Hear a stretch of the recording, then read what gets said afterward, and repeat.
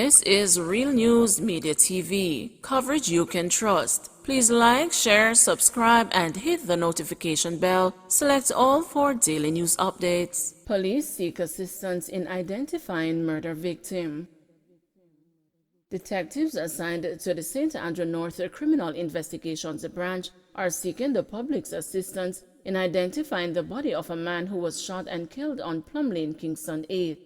The body is of dark complexion, slim build, about 168 centimeters or 5 feet 6 inches long, has low-cut hair and appears to be in its late 50s. It was clad in a light green t-shirt, dark blue jeans, and brown shoes. According to police reports, residents heard explosions at about 3:30 a.m. on Friday, December 17, and summoned the police. On the arrival of the lawmen, the man was seen lying on his back with gunshot wounds. He was pronounced dead at hospital. Anyone with information that can assist the police in their investigation is being asked to contact the Constant Springs CIB at 876-924-1421, Police 119 emergency number, or the nearest police station.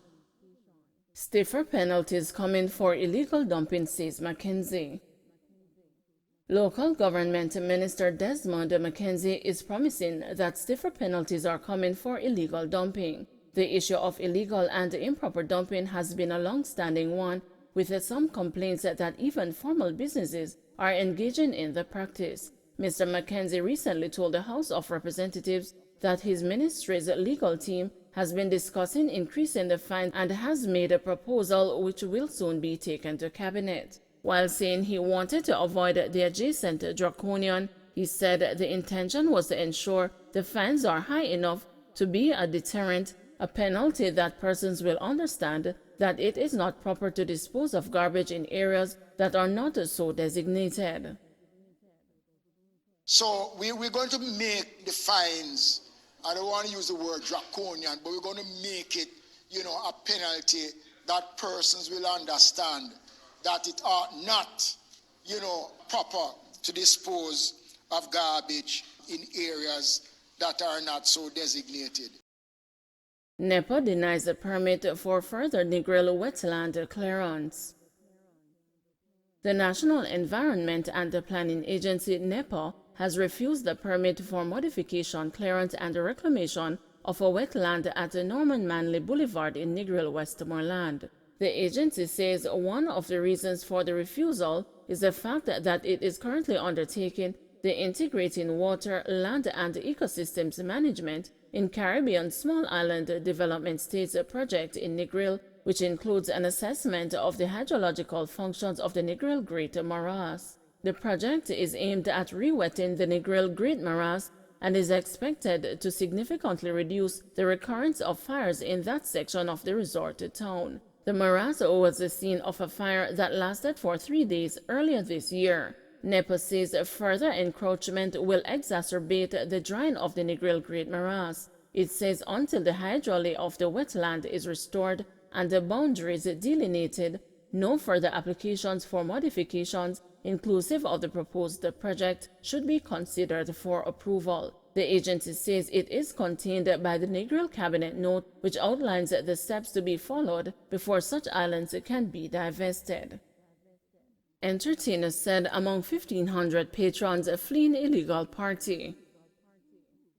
Some 32 persons were charged with breaches of the Disaster Risk Management Act after they were allegedly among some 1,500 patrons at a party that was staged in Maypen, Clarendon on Christmas Eve. Among those arrested and charged was one of the promoters of the event, which was dubbed Tough Crowd All White. A selector at the party was also slapped with charges relative to breaching the DRMA. Videos and photographs of the event showed what appeared to be thousands of persons bundled close together, including many not wearing masks. Many of them fled to avoid prosecution once law enforcers arrived at the venue at about 11:30 p.m.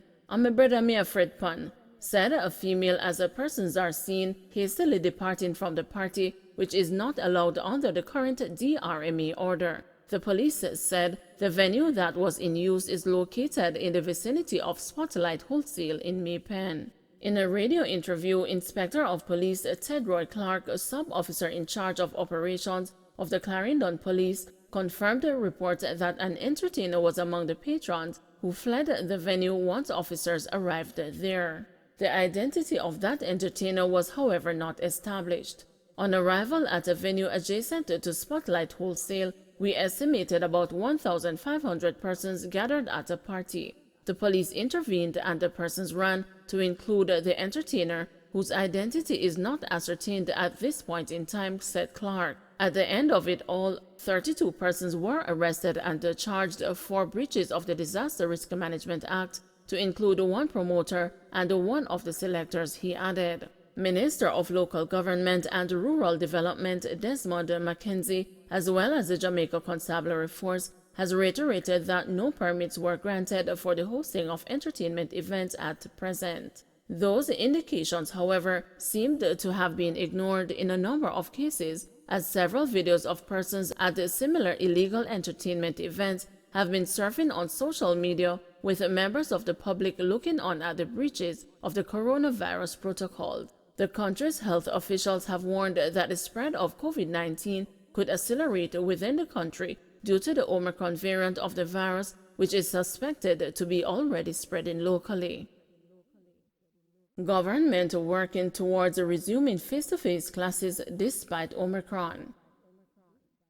Despite the possible circulation of the Omicron coronavirus variant in Jamaica and the threat of rising infections, Health and Wellness Minister Dr. Christopher Tufton has assured that the government is working towards facilitating more face-to-face classes in 2022. So, my own view, and I am venturing out here on a limb, but what has been articulated is that whatever happens, we need to move towards getting our children back into the classroom, he declared.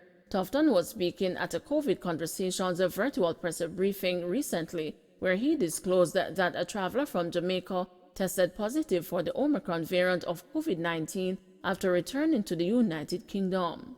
According to Tufton, the ministry is working closely with the Ministry of Education, Youth and Information to ensure schools have the necessary health and safety measures in place once face-to-face classes are resumed.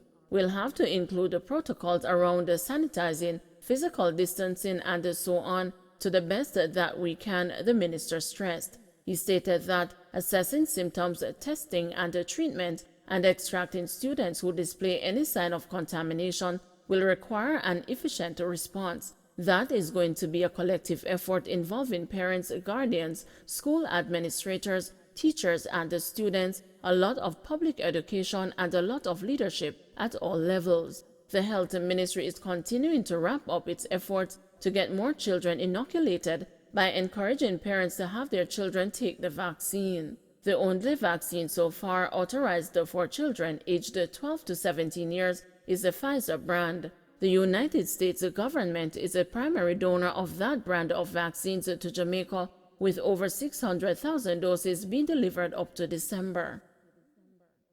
Water disruption in sections of Portland.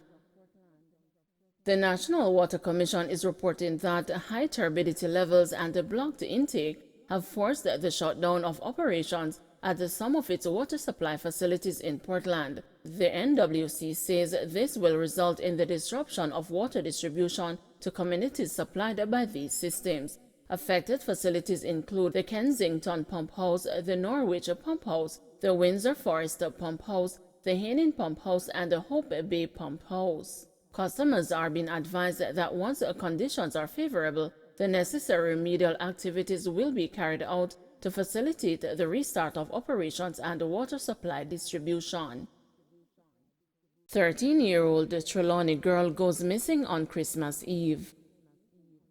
An Ananda alert has been activated for 13-year-old Michaela Clark, otherwise called Chrisanne of Mahogany Hall District, Trelawney, who has been missing since Friday, December 24. She is of dark complexion, slim build, and is about 168 centimeters or 5 feet tall. Reports are that about 10 p.m., family members discovered that Michaela was missing from home and raised an alarm. However, all attempts to locate her since have failed. When last seen, she was dressed in a blue blouse and pink pants. Anyone knowing the whereabouts of Michaela Clark is being asked to contact the Stewartown Police at 876-612-0306, Police 119 emergency number, or the nearest police station. 19-year-old charged after robbery at Clarendon store. 19-year-old Damian Lewis, otherwise called Benji, of Effortville, Clarendon, has been charged with robbery with aggravation, illegal possession of firearm, and receiving stolen property following the robbery of a store on Main Street in the parish on November 11. Reports are that Lewis and the two other men allegedly entered the store posing as customers. One of the men then pulled a firearm and robbed the workers of a quantity of cellular phones and the laptops valued at approximately $200,000. The police say Lewis was arrested on Thursday, December 23, after an operation was carried out in Effortville. According to reports, Lewis attempted to dispose of a cellular phone during the operation but was accosted and the cell phone retrieved. The cell phone was an iPhone 11 Pro Max with an IMEI number matching one of the phones that was stolen. Lewis was charged following an interview in the presence of his attorney. His court date is being finalized. Don't forget to like, share, subscribe, and hit the notification bell. Select all for daily news updates.